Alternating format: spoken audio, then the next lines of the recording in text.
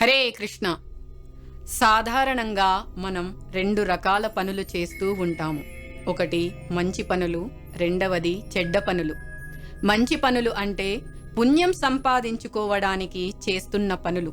వీటిని శుభకర్మలు అని కూడా అంటారు. అలాగే పాపాలు అంటే అశుభకర్మలు అంటారు. మనం ఏ పని చేసినా, ఏ కర్మ చేసినా కూడా దానికి సంబంధించిన కర్మఫలాలను మనం పెంచుకుంటూ పోతాము, అంటే ప్రోగు చేసుకుంటూ ఉంటాము. కర్మ సిద్ధాంతం అనుసరించి మనం వాటికి సంబంధించిన ఫలాలను తప్పకుండా అనుభవించాల్సి వస్తుంది. ఉదాహరణకి మంచి పనులు అంటే పుణ్యఫలాలు లేదా సుకృతికి సంబంధించినటువంటి కర్మలు ఎప్పుడు చేస్తామో వాటికి సంబంధించిన సుఖాలు మనం అనుభవించక తప్పదు. అదేవిధంగా పాపం చేసిన తర్వాత వాటికి సంబంధించిన కష్టాలు కూడా అనుభవించక తప్పదు. అది ఈ జన్మలో కావచ్చు, లేకపోతే ఇంకా రాబోయే జన్మలో కూడా కావచ్చు. ఇది మనకు కర్మ సిద్ధాంతంలో వివరించబడినది. సంచిత, ప్రారబ్ధ, ఆగామి కర్మల ద్వారా మనకి అర్థమవుతుంది.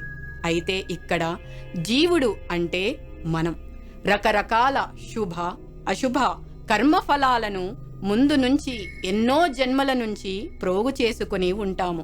నిజం చెప్పాలంటే మన యొక్క నిజమైన సహజ స్థితి గురించి మనకి అస్సలు తెలియకుండా పోతుంది. అంటే ఖచ్చితంగా మనం అజ్ఞానంలో ఉంటామన్నమాట. జన్మ జన్మలుగా వస్తున్న ఈ కర్మఫలం అనే హానికరమైన గొలుసుల నుండి మనం తప్పించుకోవాలి అనే జ్ఞానం మనకి లేకుండా పోయింది. అంటే ఈ శుభ ఫలాల నుండి దూరం అవ్వాలి అంటే మనం ఏం చేయాలి? ఈ విషయమే భగవద్గీతలో శ్రీకృష్ణ భగవానుడు 2వ అధ్యాయం 50 శ్లోకంలో ఈ విధంగా పలుకుతున్నారు. బుద్ధియుక్తో జహాతీహ ఉభే సుకృత దుష్కృతే తస్మాద్యోగాయ యుజ్యస్వ యోగః కర్మసు కౌశలం. అంటే భక్తియుత సేవల్లో నిమగ్నమైన వ్యక్తి ఈ జన్మలోనే శుభఫలాలు అశుభ ఫలాలు రెండింటి నుంచి విముక్తుడవుతాడు.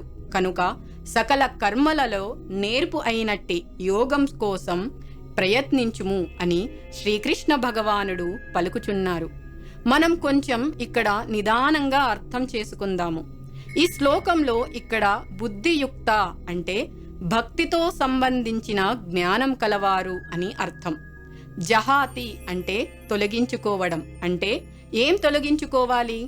సుకృత దుష్కృత అంటే పుణ్యకర్మలు పాపకర్మల రెండింటి నుంచి వచ్చిన ఫలితాలను దాటిపోవడం అని అర్థం.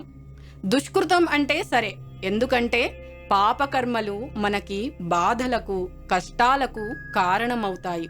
మరి సుకృతం ఎందుకు దాటిపోవాలి? సుకృతం యొక్క ఫలితాలను కూడా మనం ఎందుకు వదిలేయాలంటే పుణ్యకర్మలు తాత్కాలిక ఆనందాన్ని లేదా స్వర్గాలను కలిగించవచ్చు, కానీ అవి కూడా మనల్ని బంధిస్తాయి. కాబట్టి బుద్ధియోగంతో చేసిన కార్యం లేదా కర్మల వల్ల మనం ఈ 2 బంధాల నుంచి విముక్తులం అవుతాము అని శ్రీకృష్ణ భగవానుడు పలుకుచున్నారు. ఇంకో రకంగా చెప్పాలంటే బుద్ధియోగం అంటే ఇక్కడ నిష్కామ కర్మయోగం. ఇది కేవలం కర్మను కర్తవ్యంగా చేసి ఫలాలపై ఆశ పెట్టుకోకుండా సమతత్వ బుద్ధితో చేయడం.